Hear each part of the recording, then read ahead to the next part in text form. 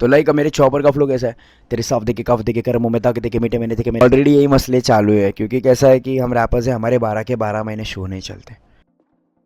तो स्वागत है आपका मेरे साथ, आपकी host Yogita Sharma for this show. जाते हैं और जानते हैं रैपर्स की दुनिया में। हाय मैम, कैसे हो हाय, आप? How are you? Fine ma'am, आप आई बोलिए। Hope everything is good. Yeah चल रही है लाइफ। और कैसा चल रहा है आपका हिप हॉप कल्चर?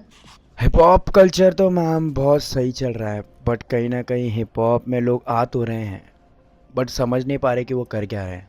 तो आपके लिए हिप हॉप कल्चर क्या है एमसी सोल?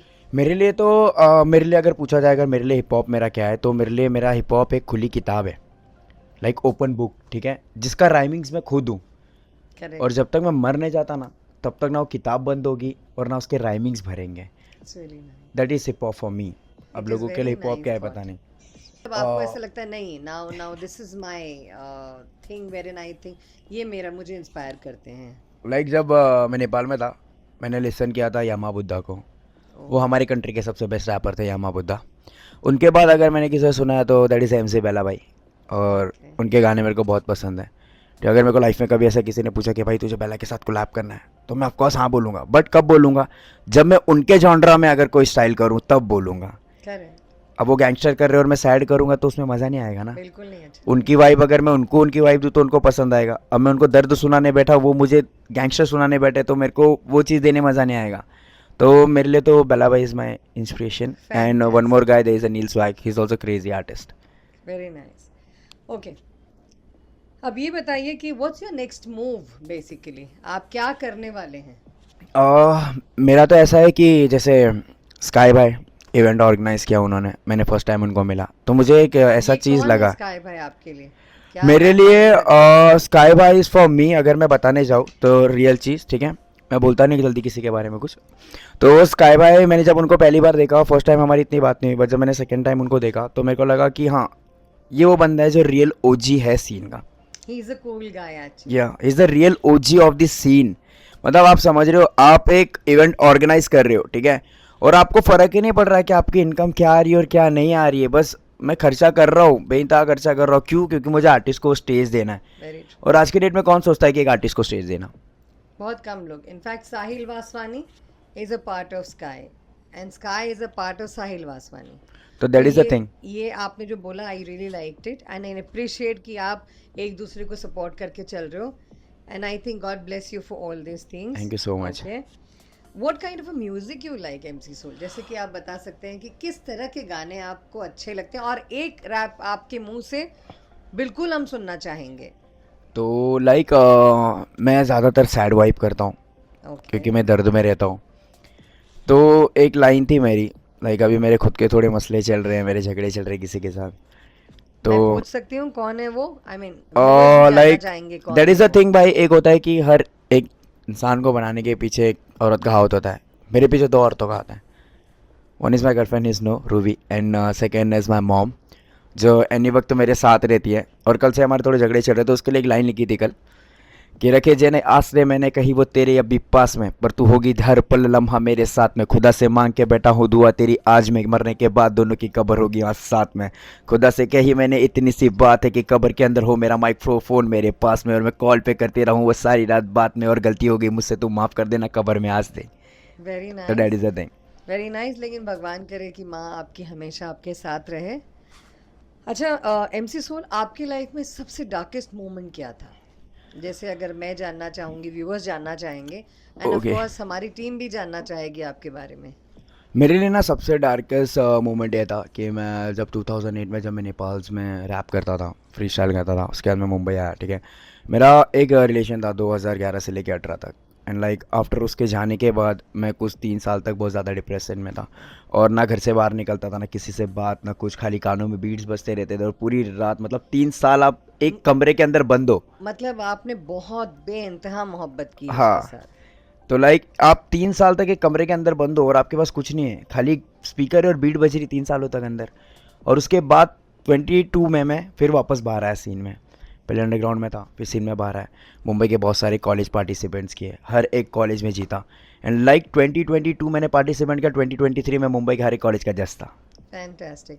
अच्छा, तो अब एक बहुत अच्छा और बहुत गहरा सवाल है, it's a deep question. Do you still believe in love? Of course, like ऐसा है कि एक चीज़ होता है ना, लोग बोलते हैं कि एक औरत इंसान को बना भी सकती है और बिगाड़ भी सकती है। करेक्ट. तो लाइक मेरे लिए तो वो चीज़ है भाई, बर्बाद तो नहीं किया बट बना दिया। Is really appreciating, and big shout out to MC Soul. Because Thank you mental so much. health awareness is really not a small joke, and everybody has to be in kind of tune कि mental health issues सबको आ सकते हैं. Of right? Course ma'am, life में mental issues कब आते हैं पता है? जब एक रिलेशन बॉन्ड वो ख़त्म होता है, फैमिली का टेंशन, घर चलाना है, जिम्मेदारियाँ हैं सर पे, करियर बनाना है, तब एक मेंटल हेल्थ टेंशन आता है। बट मैं ऐसा इंसान हूँ ना, मैं मेरी फैमिली का अलग टाइम रखता हूँ, मैं मेरे रिलेशन का अलग टाइम रखता हूँ, मैं मेरे काम का अलग टाइम रखता हूँ।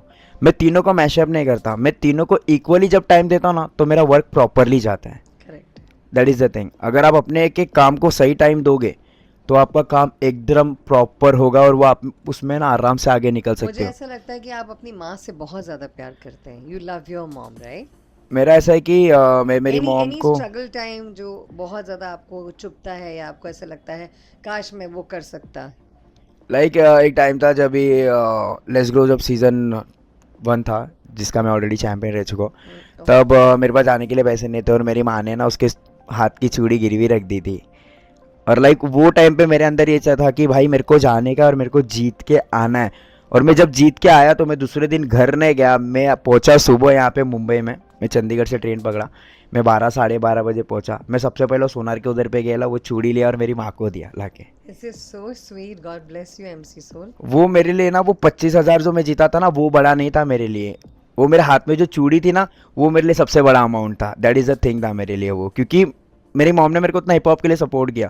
ठीक है, अब मेरा मानना क्या है बताया क्या, कि बचपन से मॉम डैड ने जब हमको इतना बड़ा किया, पढ़ाया लिखाया, इस काबिल बनाया, तो अब हमारी जिम्मेदारी है कि हम उनको बोले कि तुम घर पे बैठो, हम कमाने जा रहे हैं। Very true. That is the thing. Very true. अच्छा, MC सोल आपको हमेशा बोला जाता है मुंबई का first freestyle rapper, okay, जिसने इन्वेंट किया चॉपर फ्लो और freestyle. How do you feel about it? Ma'am ऐसा नहीं बोल सकते कि like first freestyle rapper, बहुत भी लोग चॉपर्स करते हैं, ठीक है, बट जब मैं चॉपर करता हूँ तो मैं क्लीन करता हूँ। ठीक है, मैंने चॉपर इन्वेंट किया है, बट मैंने मेरे चॉपर में डार्क वॉइस इन्वेंट किया। एक रैप प्लीज हो जाए. तो लाइक मेरे चॉपर का फ्लो कैसा है, तेरे के कफ देखे कर मुंह में दाग देखे मीठे मैंने देखे मेरे सबों में खा के देखे तुझे ना देखे कैसा मुंह में दाग देखे मैंने रफा कोई चिंता मैंने लस देखी आज भी ना पता तेरी या तो कद कर ले मैंने लिखा मेरे बातों में तो सारी वो फसल खुदा मेरे कहने लगा पड़े थे तुझे बेटा कर ले मेरा देखा नहीं कि सारी कत्ल। तो लाइक मैं वो चीज़ इन्वेंट करता हूँ। शाउट आउट यार. थैंक यू सो मच भाभी। अब मैं आपको आखिरी और बहुत अच्छा सवाल पूछने जा रही हूँ. आप अपने व्यूअर्स को जो देख रहे हैं आपको इस समय, आप उनको क्या बोलना चाहोगे अगर वो रैपर बनना चाहते हैं अपनी ज़िंदगी में, और कैसे सस्टेन करें उस चीज़ को अपने पैशन को लेके और अपनी रिस्पॉन्सिबिलिटी को लेके?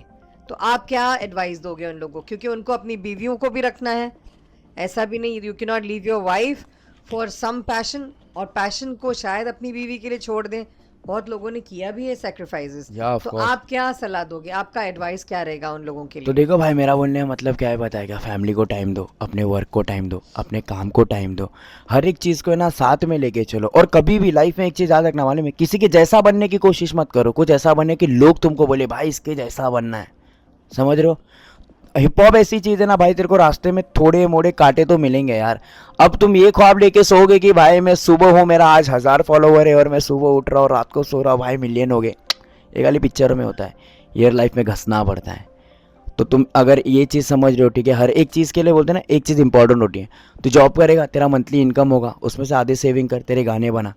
एक नहीं फटा, दो नहीं फटा, पर भावे एक दिन एक ऐसा गाना फटेगा ना जो तेरे को ऑलरेडी इतना फाड़ देगा कि तू वो टॉप पे रहेगा। सलमान खान को भी देखा ना, उसका एक ही गाना फटा और आज वो पूरी दुनिया में फट रहा है। तो so that in is the short thing. ये है कि you have to work hard, simultaneously आपको अपनी फैमिली की रिस्पॉन्सिबिलिटी भी लेनी है, plus your passion has to be completed. इस चीज़ को बैलेंस मोड पे आप डाल के चलें तो ज़्यादा अच्छा जी हाँ, है. Ma'am. MC Soul, we are really thankful कि आप यहाँ Of पे course, आए. आपका इंटरव्यू फर्स्ट सेशन में हुआ है, एंड आई होप कि ये सेशन हमारा अच्छा चले और Of आगे course. भी आपसे मुलाकात होती रहे. Sure ma'am. Thank you so much, and thank you so much MC Soul. Yeah thank you so much भाई मेरे को बुलाने के लिए, मैम आपको भी, स्काई भाई को भी, and thank you so much भाई। और भाई जितने भी हिप हॉप कर रहे हैं नए व्यूवर्स, भाई जो कर रहे हो रियल करो। तुम्हारे जो बार्स है, तुम्हारी कहानी तुम्हारे अलावा कोई नहीं बता सकता है भाई। तो किसी की जैसी कहानी मत बनाओ, जो तुम्हारा रियल स्टोरी ना वो दुनिया को सुनाओ, वो फील करेंगे, तुमको खुद आगे भेजेंगे. Thank you So so in much short, भाभी. your peace story, your life, be real. and Thank your you so bus. much. Much love.